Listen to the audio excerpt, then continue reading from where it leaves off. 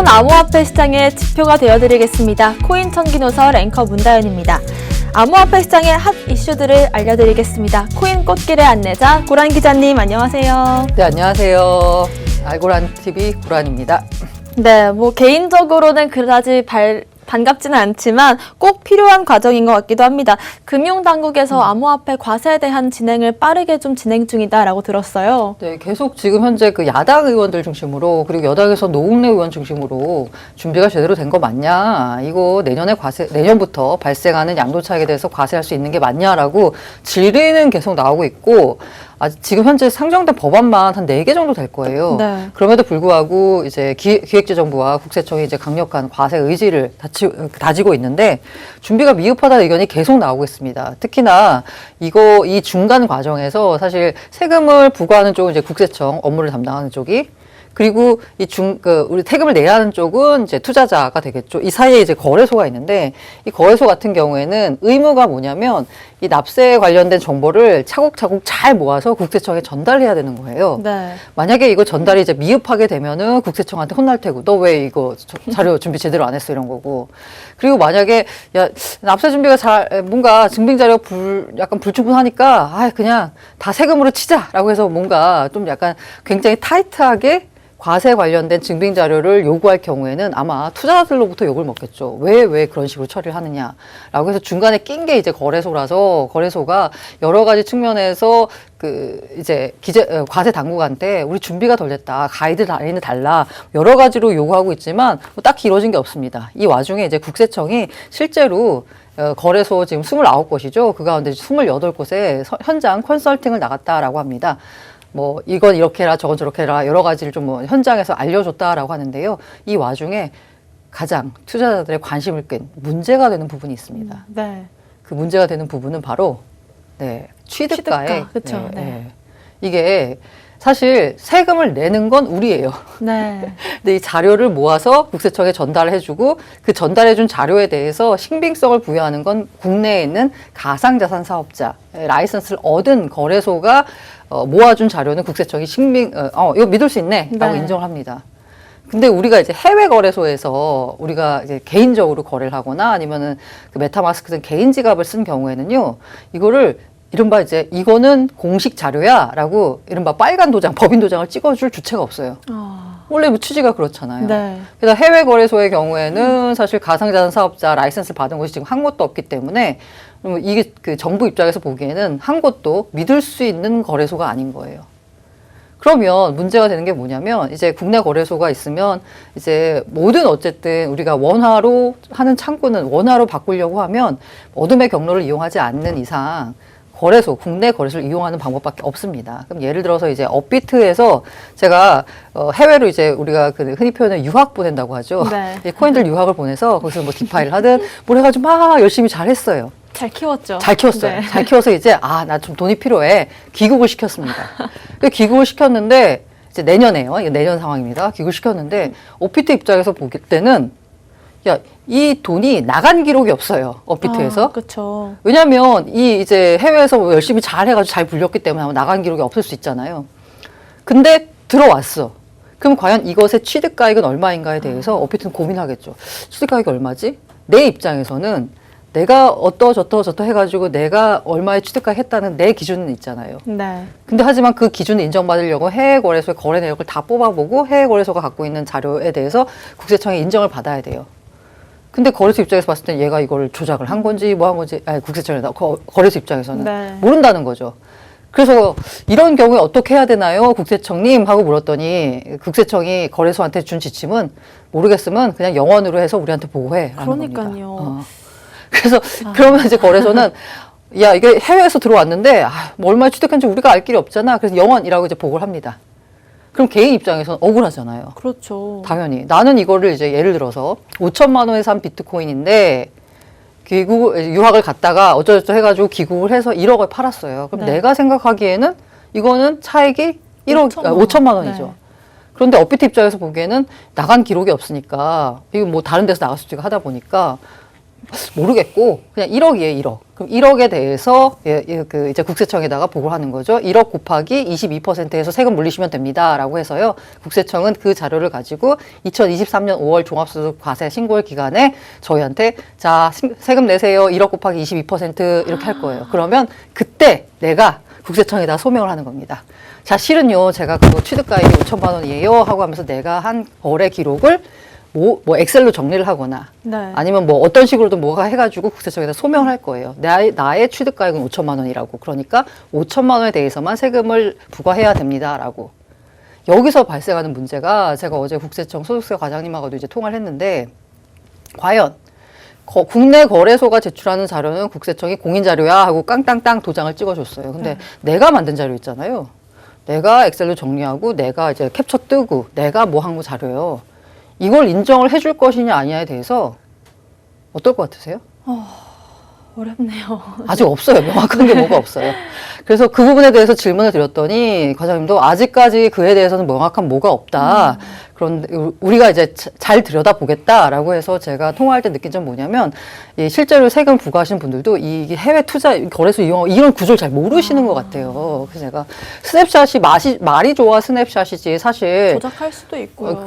뭐 스크린 캡처 뜨는 것밖에 안 된다. 네. 이거에 대해서 어떻게 인정을 해줄 거냐라고 봤더니 그 부분에 대해서는 고민을 해보겠다. 그리고 실제로 우리가 이제 세금을 진짜 내는 시점은 내후년 2023년 5월이기 때문에 아직 시간이 많이 남았으니까 그때까지 제도 보완을 잘 하겠다라고 이제 말씀하셔서요. 제가 개인적으로 저도 투자자인데 부탁 좀 드리겠습니다. 제발 좀 연말 전에 좀 일찌감치 뭔가 네. 가이드라인을 줘서 대비할 수 있는 시간을 줘라 투자자들한테. 네.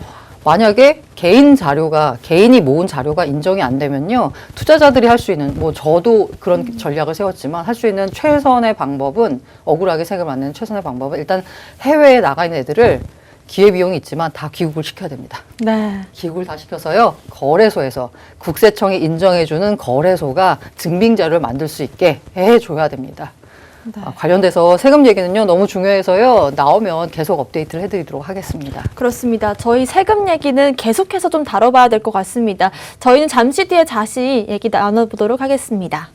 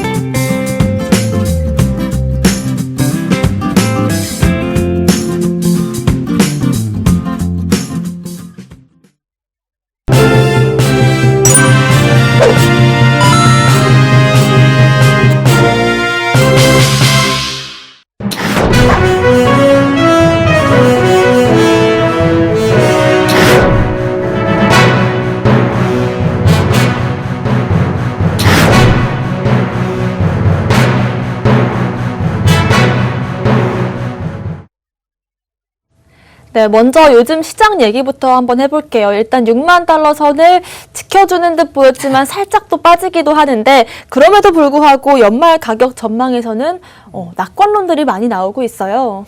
네, 사실 솔직히 말씀드리면 이 원고를 준비할 때만 해도 6만 2천 달러에서 왔다 갔다 하면서 가장 우리가 원하는 시나리오, 비트코인이 횡보를 해주면서 알트코인이 가는 장세였습니다. 근데 어제부터였나요? 갑자기 비트코인이 하고 기침을 하니까 갑자기 알트코인이 지금 폐렴에 걸렸습니다. 그렇죠. 놀라서 그렇죠. 그래서 웬만한 코인들이 전부 한 10% 이상씩 빠지는 지금 아마 투자자분들 같은 경우에는 더군다나 마음이 신경이 많이 쓰이실 텐데요. 네. 그럴 수밖에 없는 게 다들 아시겠지만 사실 우리 투자자분들 비트코인 투자 잘 안 하십니다.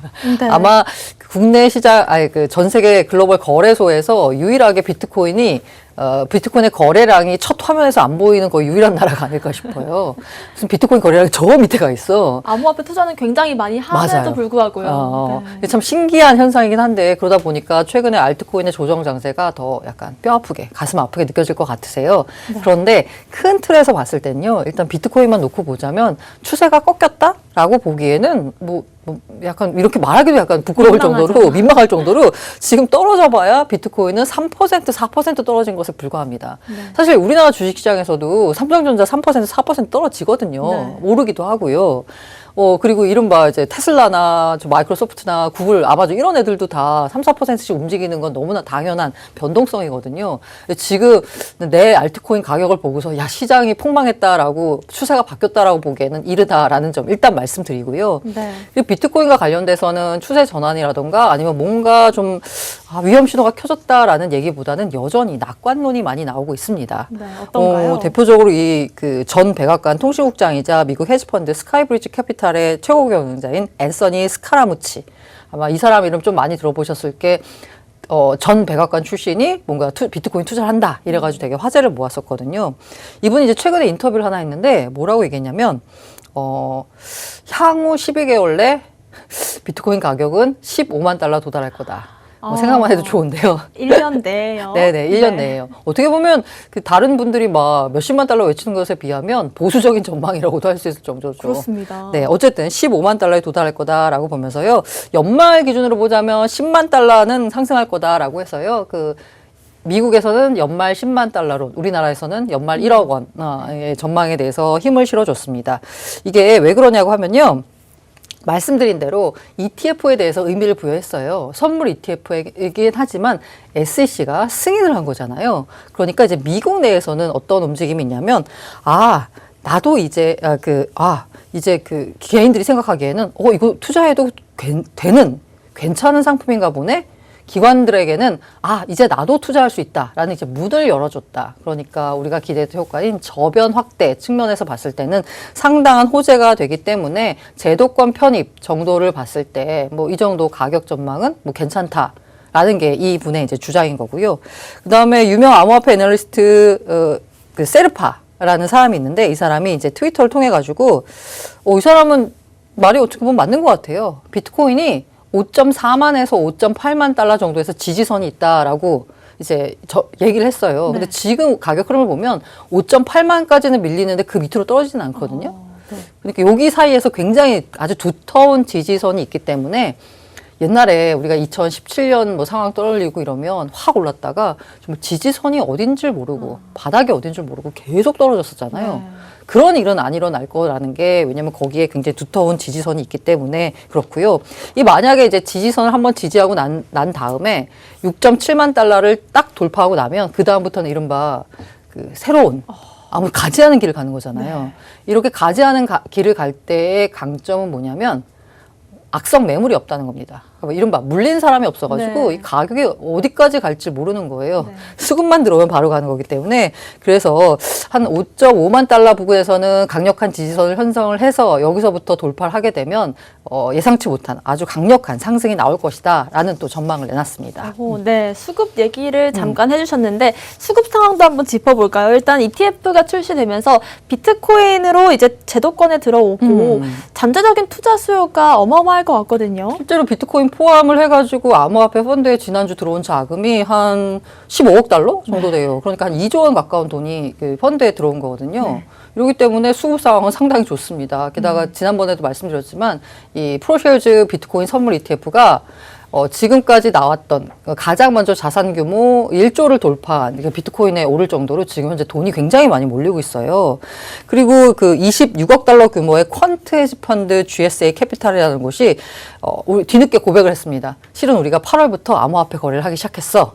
라고 이제 고백을 했어요. 이게 고백을 한 게 별게 아니라 그 이제 이런 운용사들도 미국에 있는 운용사들도 그 분기 단위로 해가지고 SEC에다가 보고를 해야 됩니다. 우리가 네. 이러이러한 거에 투자를 하고 있어라고 이제 보고를 해야 되는데 그걸 이제 13F라고 하거든요. 그 보고서를 보니까 여기가 이제 투자를 시작했다는 게 이제 들어가 났고요. 8월부터 이러다 보니까 여기 이제서 그러면 왜 이렇게 투자를 시작했냐라고 봤더니 자기들은 우리는 뭐 안 봐. 이게 퀀트라고 했잖아요. 여기는 그냥 그 퀀트 이른바 이제 기술적 분석에 따라서 여기로 자금이 몰리면 여기로 가서 투자해서 먹는 거고 저기로 가면 저기로 가고 이렇게 진짜 기계적으로 기술적인 지표에 따라서 움직인 돈이거든요. 여기로 왜 투자했니?라고 했더니 우리는 가능한 업사이드가 있는 곳에 가는 거야. 그러니까 상승 여력이 있는 곳에 빨리 들어가가지고 상승 여력을 먹고 나오는 건데 네. 이 얘기는 다시 말하면 뭐냐면 이쪽. 비트코인으로 상승 여력이 있기 때문에 이런 퀀트 펀드까지 비트코인에 투자를 한다라는 겁니다. 그리고 이 가장 우려가 되고 있는 게 뭐냐면요. 지금 이제 기관 자금이 들어와가지고 신규 수요가 만들어지고 있는데 원래부터 이 시장이 약간 좀 특이한 시장이 뭐냐면 보통 대부분의 자산 시장은 다 기관들이 주도하는 시장이에요.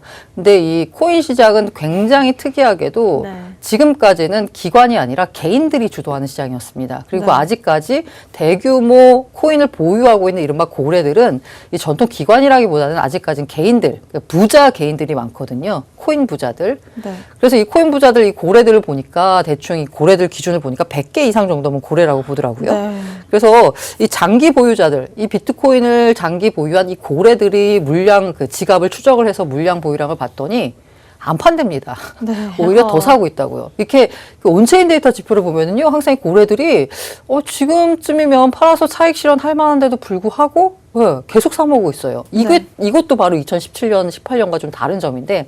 당시엔 고래들이 일부 자기 물량을 정리했어요. 왜? 자기들이 보기에 이거 고점인 것 같다라고 생각을 했기 때문에. 근데 오히려 지금은 물량 정리하는 게 아니라 더 사 모으고 있다라는 거거든요. 이것도 역시 긍정적이죠.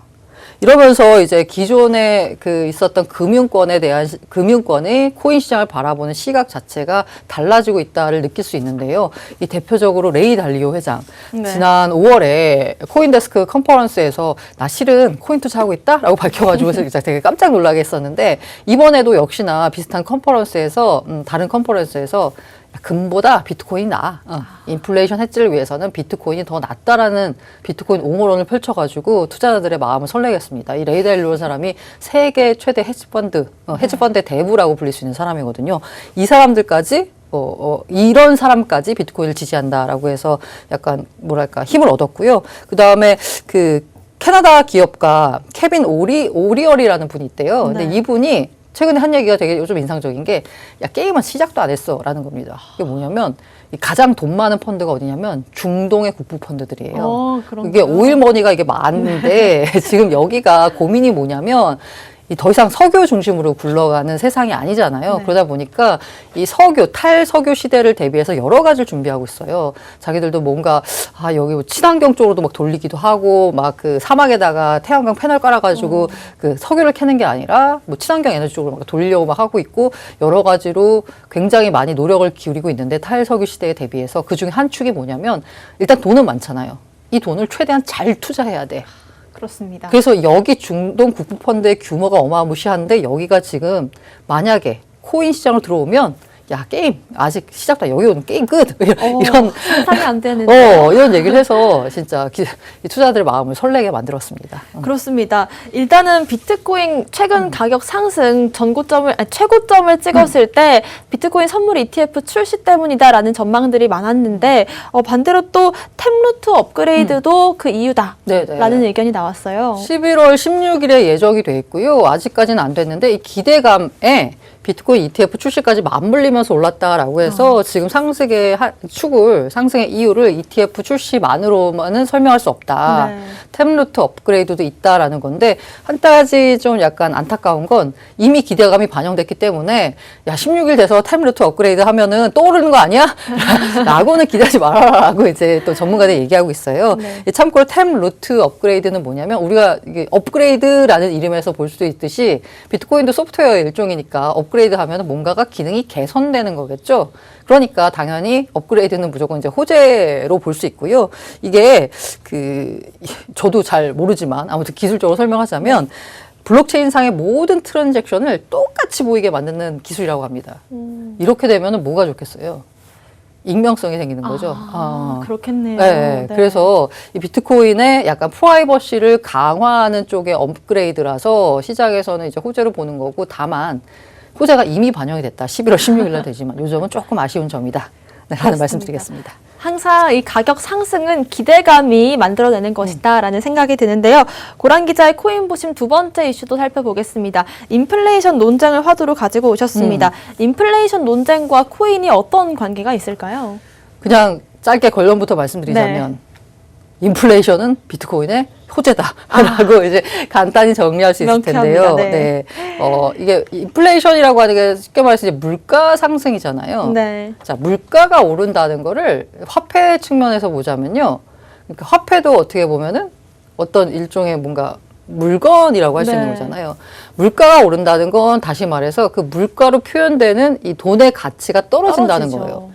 돈의 가치가 떨어지니까 옛날에는 제 이제 핸드폰에, 스마트폰에 부여되던 가치가 예를 들어 100만 원이었다고 보면 물가가 떨어지니까 이 가치는 동일하잖아요. 이 핸드폰의 가치는 동일한데 이 돈의 가치가 떨어지다 보니까 이 핸드폰의 가치와 치환돼서 표현되는 돈의 가치는 더 올라가야 되는 거죠. 그러니까 예를 들면 100만 원이 아니라 이제는 120만 원, 150만 원이 돼야지 이 핸드폰의 원래 가치를 설명할 수 있는 거예요.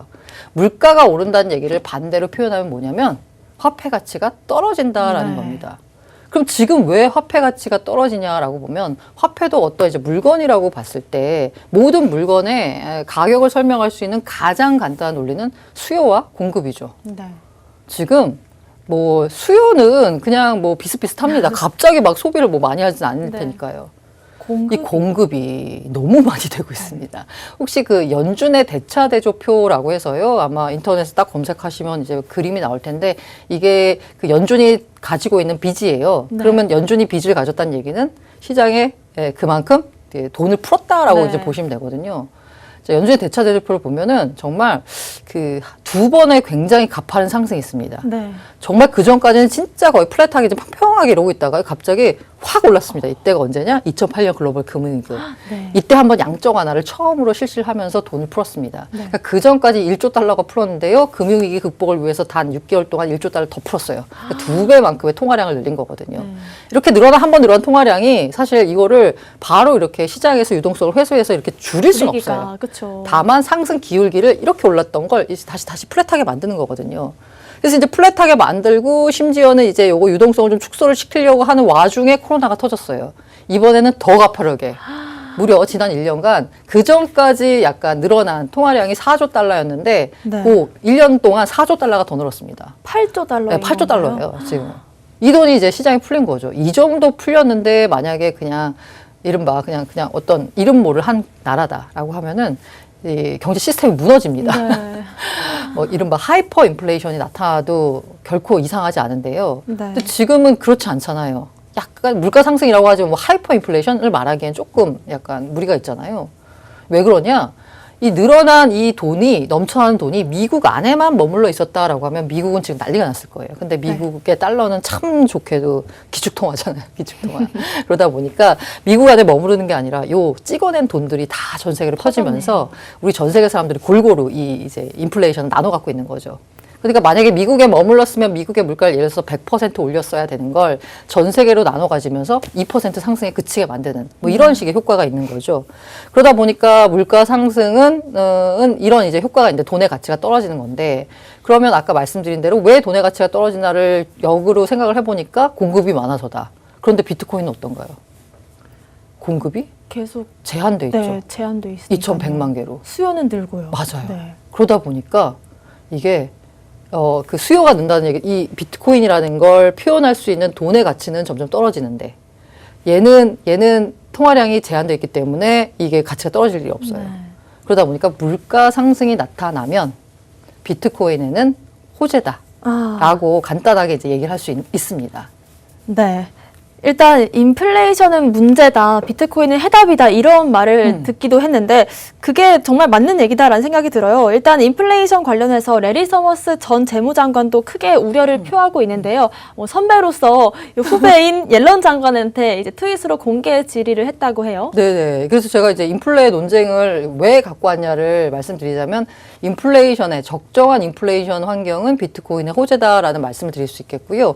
근데 만약에 이게 하이퍼 인플레이션처럼 진짜 완전 경제 시스템을 무너지는 상황까지 오면 사실 비트코인도 자산 시장의 일부기 때문에 뭐 사실 가격이 그렇게 좋은 것만은 아닙니다. 왜냐하면 이게 만약 경제 시스템 자체가 무너지면 이 비트코인을 들고 있는 사람이 누구예요? 기관들이 들고 있잖아요. 네. 그러면 기관들도 어쩔 수 없이 팔아야 돼요. 그러면 매도세가 나오기 때문에 가격에는 좋을 게 없어서 적정한 인플레이션이 비트코인은 호재다라고 말씀드릴 수 있고요. 그런데 이게 이제 그 옐런 재무장관이나 지금 현재 중앙은행 총재나 이렇게 약간 지금 현재 경제 정책을 총괄하는 사람들은 그렇게 우려할 만한 수준은 아니고 우려할 만한 수준이 되면 우리가 다 통제할 수 있어라는 입장입니다. 당연히 정책 당국자니까 그렇게 말할 수 있죠. 그런데 이제 전에 그 이른바 재무장관을 지냈던 사람들, 경제 수장을 지냈던 사람들 오히려 지금 현재 상황에 대해서 되게 우려하고 있어요. 네. 지금 재무부나 중앙은행이 뭔가를 해야 되는데 너무 지금 현재 나타나고 있는 인플레 환경에 대해서 나이브하게 대응하고 있는 거 아니냐라는 지적을 계속하고 있는데 되게 재밌는 게 이게 그 레리 서머스 전 재무장관이 무려 이제 10개의 트윗을 차례로 남기면서 옐런 재무장관에 대해서 약간 일종의 충고라고 해야 되나, 조언이라고 해야 되나, 네. 이걸 남겼습니다. 그러면서 이제 핵심은 뭐냐고 하면 이제 10개 중에 이제 세 번째 트윗을 삭제해서 삭제한 트윗에 오히려 이제 관심이 쏠리고 있는데 뭐라고 얘기했냐면요. 이제 삭제했지만 이게 복제가 돼가지고 여기저기 다 퍼지고 있잖아요. 삭제하면 더 궁금해요. 네. 뭐가 돼 있냐면 폴 벌코 연준 의장 때부터 커리어를 시작했는데 내가 네. 그때 이후 지금처럼 걱정한 적이 없었다. 재무부가 인플레이션 소용돌이의 위험이 지난 40년 동안 지금보다 큰 때가 언제라고 생각하는지 궁금하다라고 강조했어요. 이 폴 벌커가 어떤 사람이냐고 하면 당시에 살인적인 물가 상승률이 있었습니다. 거의 뭐 20% 뭐 이 정도 두 자릿수 인플레이션 물가 상승이 나타나자 폴 벌커가 정말 무섭게 금리를 올리면서 물가를 안정시켰죠. 이렇게 무섭게 올리면서 네. 물가를 안정시키면서 나타난 게 사실 경제 침체가 나타나기도 했었고요. 네.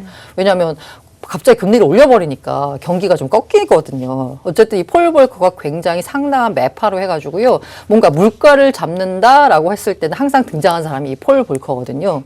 근데 그때부터 사실 말이야, 내가 그때 이제 공무원 생활 시작을 하면서 보니까 그때 이후로 우리 괜찮았거든? 근데 지금이 그때만큼 위험해 라고 이제 경고를 한 거죠. 물론 이에 대해서 옐런은 걱정하지 말아라. 우리 할 일 잘하고 있다라는 입장이긴 하지만 알아서 잘하겠다. 이런 정도로 이제 전임자가 걱정할 정도로 지금 미국의 물가 상황은 네. 심상치 않다라는 얘기들이 지금 나오고 있습니다. 네, 물론 뭐 서머스 전 장관의 트윗도 있지만 어쨌든 인플레이션 우려를 키운 거인 잭도시 트위터 창업자가 트위터에서 하이퍼 인플레이션을 언급하면서부터 좀 더 커진 것 같은데요. 캐시우드가 어떻게 보면 같은 편이라고 할 수도 있을 것 같은데 이 주장을 반박하고 나섰어요. 네. 왜 반박을 했을까요, 또? 예, 뭐 같은 편이라고 하는 게 사실 이 비트코인에 대해서는 네, 옹호하는 지금 그 소수의 비트코인 지지자들이 있고 그 주변을 둘러싸고 있는 월가의 수많은 약간 반대론자들이 있잖아요. 네. 그래서 제가 이제 같이 우리 어깨 걸고 같이 비트코인 가자 이런 거 네. 외치고 있잖아요.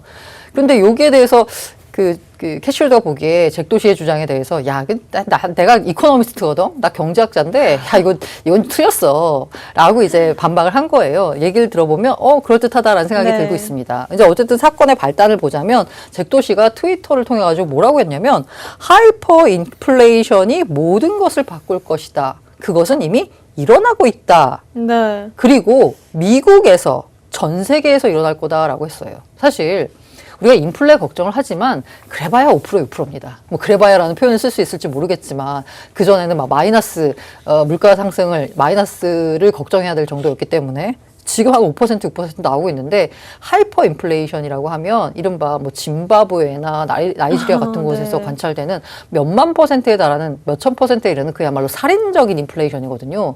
근데 이게 미국에 나타난다? 어렵지 않을까 이거를 싶긴 상상하기는 한데요. 사실 쉽지가 않거든요. 근데 잭도시가 이렇게 트윗을 한 거예요.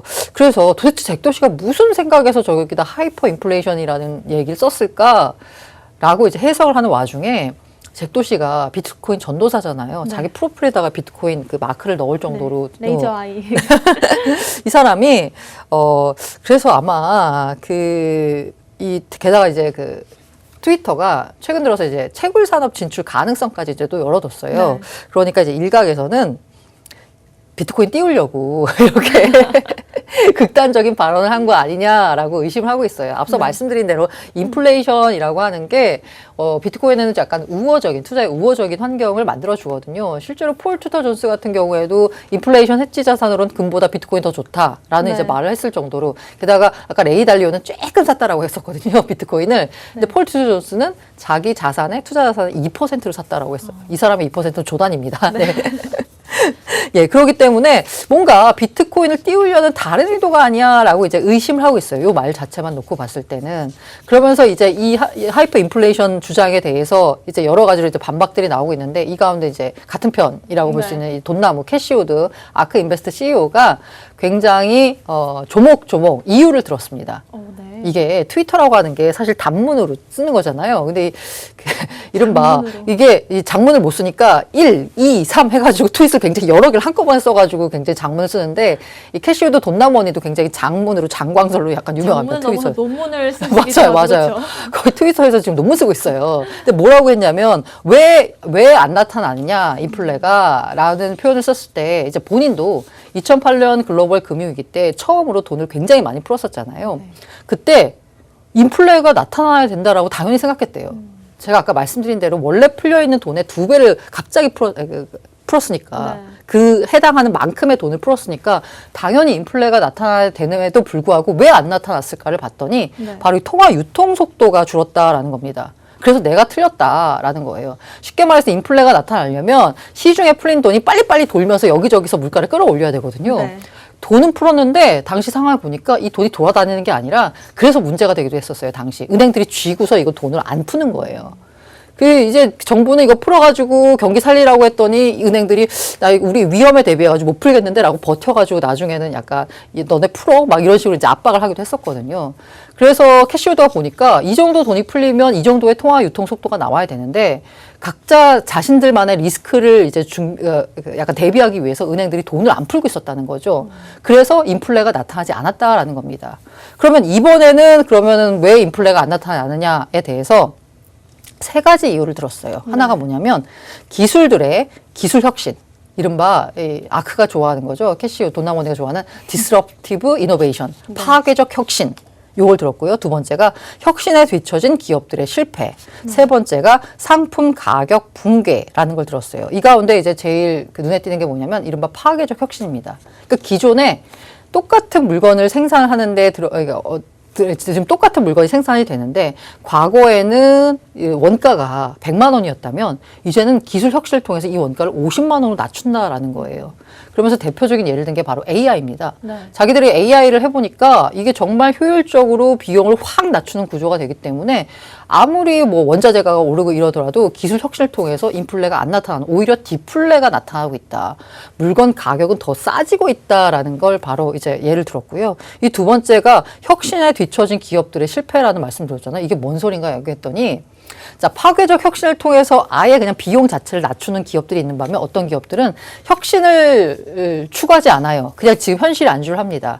하지만 미국이라는 사회가 주주 자본주의 사회잖아요. 그러니까 이제 주주들을 만족시키기 위해서 어쨌든 돈은 벌고 있잖아요. 하는 일이 뭐냐? 자사주 매입 등을 통해 가지고 네. 주주들을 만족을 시킵니다.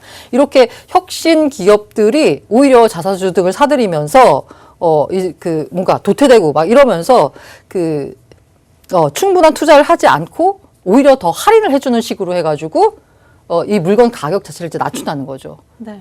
이런 식의 이제 일들이 이루어지기 때문에 뭐 도시가 말한 하이퍼 인플레이션? 뭐 이거를 걱정할 단계는 아니다라는 게 이제 돈담 언니의 주장이고요. 그리고 지금 상황으로서는 사실 우리도 하이퍼 인플레이션 올 것 같으세요? 글쎄요, 조금 그 정도까지 네. 가기는 좀 무리가 있지 않을까요? 저도 약간 그렇게 네. 생각을 하고 있고요. 역시 파괴적 혁신을 통해서 기업들이 비용을 확 낮추는 식의 오히려 디플레가 일어나면 일어났지 인플레는 오지 않을 것 같고, 다만 지금의 인플레는 이른바 병목 현상이다. 네. 약간 해운 물류 문제나 아니면은 갑자기 이제 약간 수요가 쏠리면서 나타나는 병목 현상 정도로 볼 수 있지 않을까라는 생각입니다. 네, 그렇습니다. 어쨌든 수미상관식으로 정리를 좀 해보자면 인플레이션은 비트코인의 호재로 생각해도 좋을 것 같습니다. 세 번째 이슈 이어가겠습니다. 최근 또 국내 연기금 가운데서 교직원 공제회가 비트코인 투자에 나섰다 이런 보도가 나왔는데 결국에는 아니다라고 반박을 하는 기사를 냈습니다. 여기에 대한 얘기를 한번 해볼까요? 25일 날 그 단독 보도를 했어요. 한국경제가. 그래서 네. 정말 놀랐습니다. 근데 네, 저도요. 투자할 수 있다라고 했거든요. 근데 기사를 이렇게 들여다보잖아요. 그럼 전제 조건이 굉장히 많아요. 네. 그게 뭐냐면 국내 운용사가 비트코인 현물 ETF를 만들어가지고 해외 증시에 상장을 하게 되면 우리가 투자를 고려할 수 있다. 네. 그리고 아직 투자심의위원회의 승인을 거치진 않았다라고 돼 있어요. 이 모든 이제 그 공제회 같은 기금들이 투자할 때는 심의위원회에서 최종 땅땅땅 도장을 찍어줘야지 투자할 수 있거든요. 그런데 거기 심의를 거친 게 아니고요. 게다가 앞에 너무 많아. 게다가 비트코인 선물을 상장을 시킨다? 과연 어떤 운용사가 현물을 상장시킨다? 네. 어떤 국내 운용사가 나서서 비트코인 현물 ETF를 만들까? 이 부분도 아직 해결이 안 된 네. 거거든요. 하지만 열린 마음으로 봤을 때 이런 얘기가 나왔다는데, 이게 약간 침소봉대가 돼가지고 외신으로 이제 나갈 때 제목을 보니까 이미 투자한 걸로도 거기 제목이 저도 나오더라고요. 사실 그래서 방송에서는 어. 투자를 시작했습니다, 여러분 이렇게 했다가 아니다라는 어. 반박이 나오면서 좀 곤란한 네. 적이 있었거든요. 이게 외신을 보니까 거의 투자했어. 네. 근데 이게 그러니까 외신으로 번역이 되면서 그 약간 되게 그 한국말에 그 뉘앙스가 있잖아요. 네. 그게 반영이 안 된 거예요. 그런데 이게 한국경제가 이걸 일면에다 단독을 썼거든요. 근데 네. 웬만하게 뭔가 얘기를 듣지 않고서는 사실 지면에다가 이렇게 단독을 못 쓰거든요. 이거 네. 오보니까. 네. 그런데 다음날 이게 너무 파장이 큰 탓이었는지 교직원 공제회가 전혀 검토한 바 없다라는 되게 강력하게 부인하는 보도자료를 냈습니다.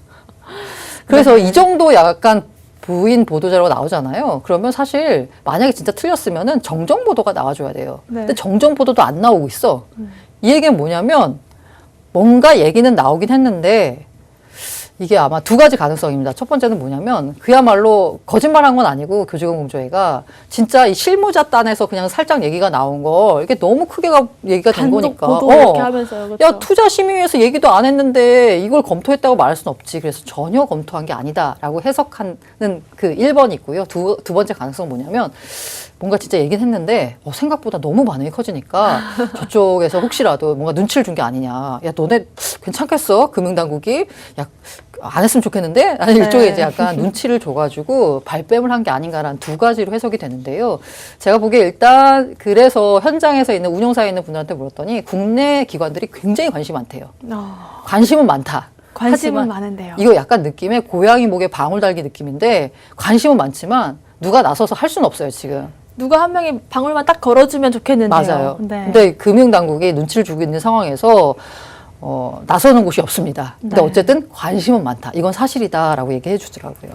네, 일단 세계적으로 보면 비트코인 관련 금융상품들이 쏟아지고 있습니다. 우리나라와는 조금 다르게 금융당국이 비트코인에 우호적이다라는 생각이 드는데 우리나라에서는 아직까지 기관들까지 들어오기에는 분위기 맞아요. 조성이 조금 안 됐나 봐요. 지금 뉴스가 좀 안타까운 게 아르헨티나에서도 조만간 상품이 나온다라고 하고 있고요. 네. 호주에서도 아마 다 내년 중에는 나올 것 같다라는 얘기들이 나오고 있습니다. 그리고 제가 지난 시간 말씀드렸잖아요.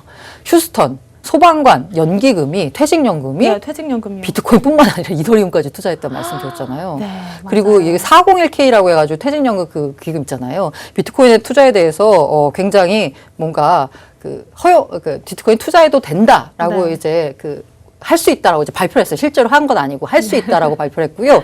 그리고 미국 최대 연기금이 하나가 캘퍼스라고 캘리포니아 공무원 연금이 있습니다. 여기도 비트코인에 투자하지는 않지만 이 시장이 밝기 때문에 채굴 업체에 투자하는 방식으로 이 시장에 대한 포지션을 늘리고 있거든요. 그래서 그럼 우리 국민연금은 언제쯤 투자할까?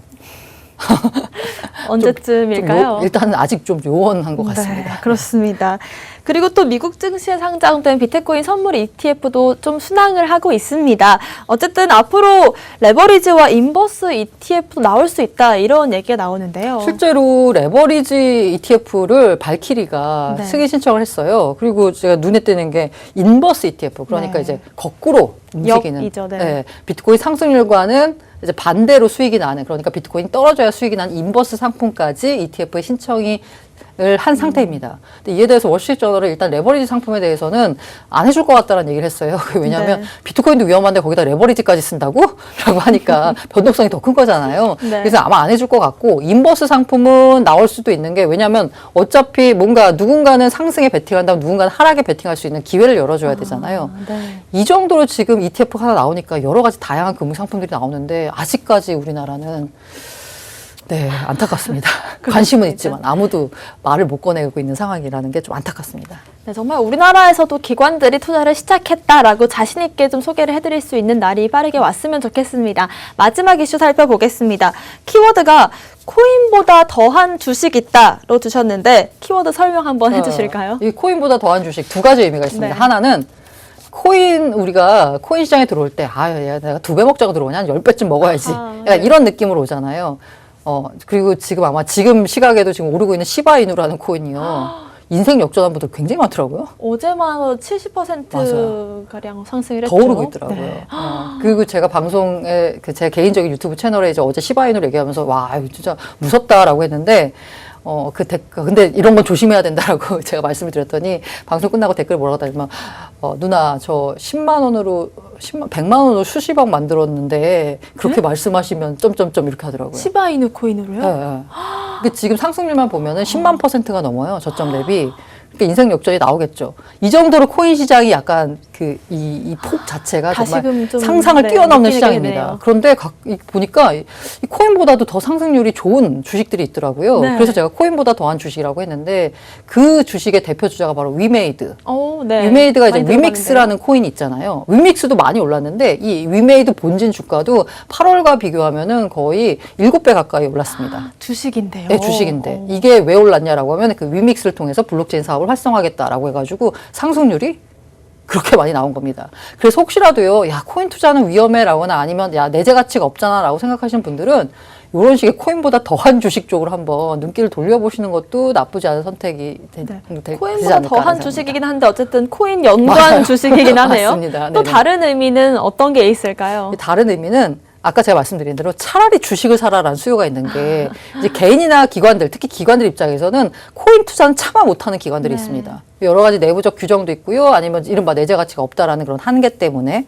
그러다 보니까 그 시티그룹 같은 경우에는 코인베이스 주가가 27% 이상 오를 거다라고 했거든요. 이게 S&P 상승률보다도 훨씬 더 좋은 전망입니다. 그러니까 코인을 못 사겠으면 코인베이스 주식을 사도 굉장히 괜찮은 선택인 거고요. 그리고 실제로 보니까 채굴 기업 중심으로 IPO가 굉장히 활발하게 이루어지고 있고 채굴 기업의 주가 상승률이 최근 들어서 무섭습니다. 비트코인보다 더 오르고 있어요.